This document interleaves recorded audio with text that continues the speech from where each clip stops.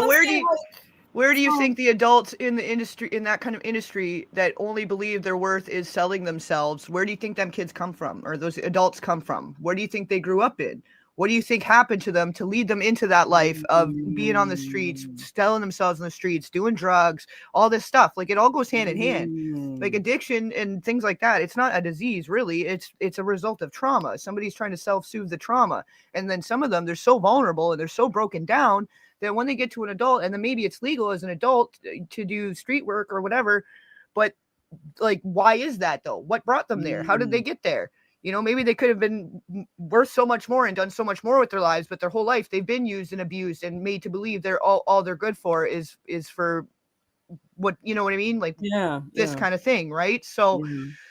it's a vicious pipeline. It's a vicious cycle, and like we got to stop Mm, it somewhere. We got to be the generational curse breakers, because like you either yes. go one way or the other. Some people are able to get out of it and they find the right role models and they're able to go on with their lives even after having had an experience as a child, but not all of them do, you know. And then some of them do turn to crime, or they turn to, you know, having that harsh rough life, and it's just what all they know, right?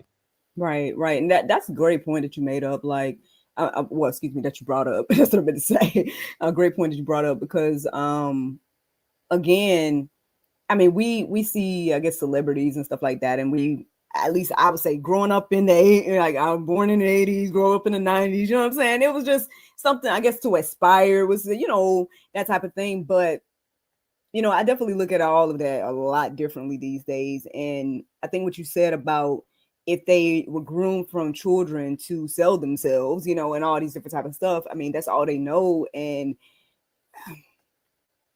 so we can do something about it, right? Like we can be the change, right, that we want to see. So at least again, in our homes, in our Yeah. family, in our community, right? And start there. Like, I get it though. I get it. Like, you hear Allie, right? And you feel like there's like a call to action to, like, let's go kick some walls down, right? Let's go to the tunnel, or whatever the case may be. And I get it. And some people may have that gift, right? It might be your calling to do that. So I'm not going to hold you back if that's what Yeah. is leading you to do.